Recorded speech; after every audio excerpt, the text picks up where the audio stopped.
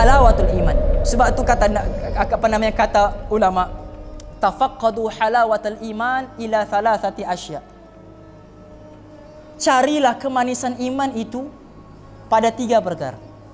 Pada 3 perkara.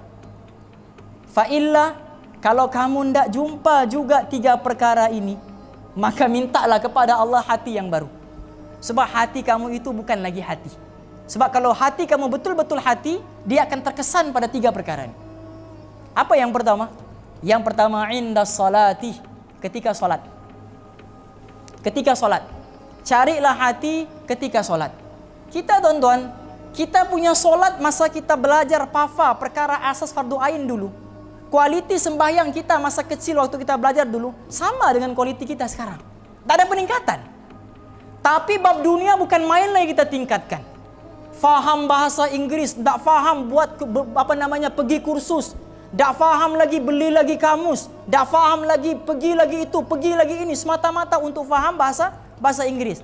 Tapi sembahyang kita ini yang akan bantu kita dalam kubur nanti, sampai sekarang masih tak faham.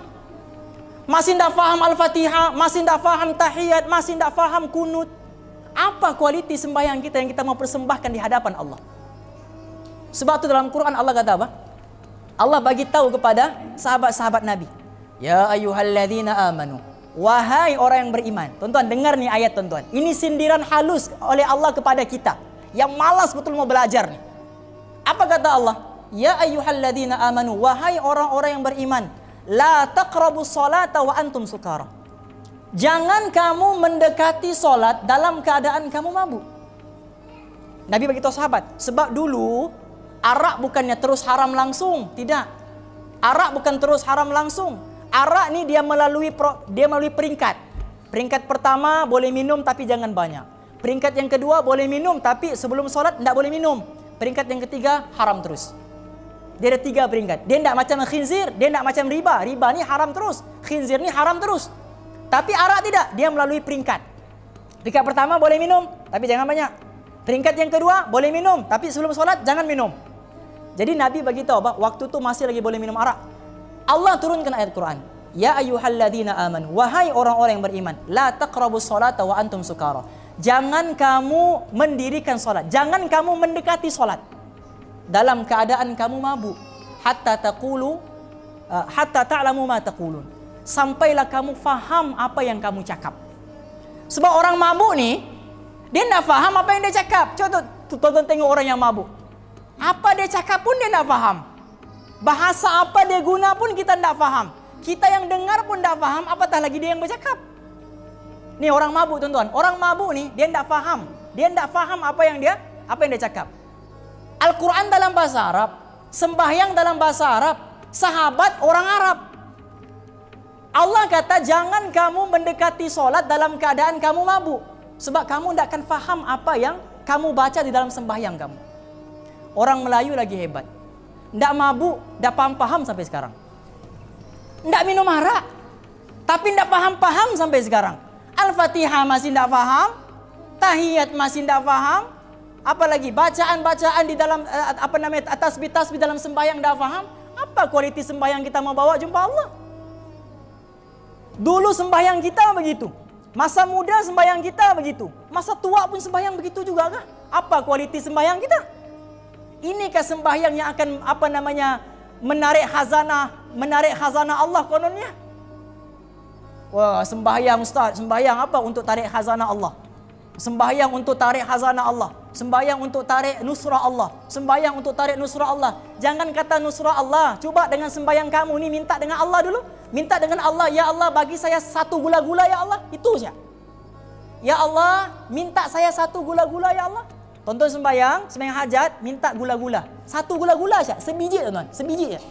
Assalamualaikum warahmatullahi. Assalamualaikum warahmatullahi. Cek ada tak gula-gula depan mata? Kalau sembahyang ini belum mampu tunaikan hajat kita di dunia, macam mana sembahyang kita begini boleh tunaikan hajat kita di hari akhirat? Macam mana sembahyang ini boleh cegah kita daripada api neraka? Jadi cari tuan-tuan. Dan di antara perkara, di antara syarat untuk mendapatkan hakikat sembahyang ni, dia kena faham apa yang dia baca di dalam sembahyang dia. Itu yang pertama. Sebab tu kena belajar tuan-tuan, belajar hukum hakam sembahyang. belajar ilmu tentang fardu ain. Sebab ini wajib. Wajib tuan-tuan, hukumnya adalah wajib. Tuan-tuan beramal tapi tidak sembahyang, amalan tertolak. Di dalam kitab Syekh Ibnu Ruslan Az-Zubat, dia kata apa? Faman bi ghairi ilmi ya'malu fa'amalahu mardudatun la tuqbalu. Siapa yang beramal tanpa ilmu, seluruh amalan yang dia buat itu akan tertolak dan tidak akan diterima oleh Allah. Sembahyang kita sudah belajar ke belum? Berapa rukun sembahyang? Apa perkara yang membatalkan sembahyang? Apa perkara yang makruh ketika sembahyang? Apa sunat ketika sembahyang? Apa syarat sembahyang? Apa syarat sah sembahyang? Syarat wajib sembahyang? Itu kena belajar. Wajib bagi diri kita, wajib. Kalau tidak belajar berdosa. Itu yang pertama, teman-teman, inda shalah. Yang kedua, inda dzikri. Ketika kamu berzikir, carilah hakikat iman, carilah kemanisan iman di dalam berzikir. Sebab itu tuan-tuan, jangan kita tinggalkan zikir. Jangan kita tinggalkan zikir. Apa namanya? Disebutkan innal abda idza qala al-'abdu la ilaha illallah. Apabila seorang hambaku itu mengucapkan kalimat la ilaha illallah. Tuan-tuan sebut tuan-tuan, la ilaha illallah. Sebut sekali saja ni. Sebut sekali saja ni. Apa Nabi kata?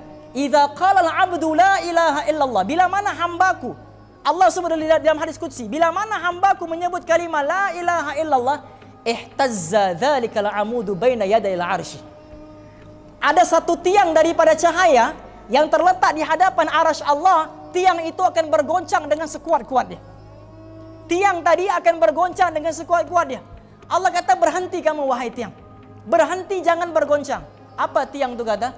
Dia kata, ya Rabb, wa kaifa askun wa lam taghfir liqa'iliha. Wahai Allah, macam mana aku mau berhenti daripada bergoncang kalau kau tidak ampunkan semua dosa orang yang menyebut kalimah la ilaha illallah itu? Allah kata, uskun wa qad ghafartu lahum. Berhentilah kamu daripada bergoncang sebab aku sudah ampunkan semua dosa-dosa mereka. Hanya dengan satu la ilaha illallah. Itu saja. Hanya dengan satu la ilaha illallah. Dan tonton, jangan lupa juga untuk baca satu zikir, satu istighfar yang disebut sebagai sayyidul istighfar. Baca hari-hari. Baca subuh sekali, baca petang sekali, baca malam sekali. Nabi kata apa? Siapa yang baca zikir ini, sayyidul istighfar namanya. Kalau tidak hafal, boleh hafal mulai sekarang. Kalau tidak tahu, boleh cari. Buka Google Chrome, type sayyidul istighfar ataupun penghulu segala istighfar. Tak mampu hafal, sambil baca tu tengok, boleh juga. Sebab apa? Sebab Nabi kata, siapa yang baca doa ni waktu pagi, dia meninggal waktu petang, terus masuk syurga percuma tanpa dihisap. Siapa yang baca waktu petang, meninggal waktu malam, terus masuk syurga tanpa hisap. Siapa yang baca waktu malam, meninggal waktu pagi, terus masuk syurga tanpa hisap. Apa dia? Sayyidul istighfar.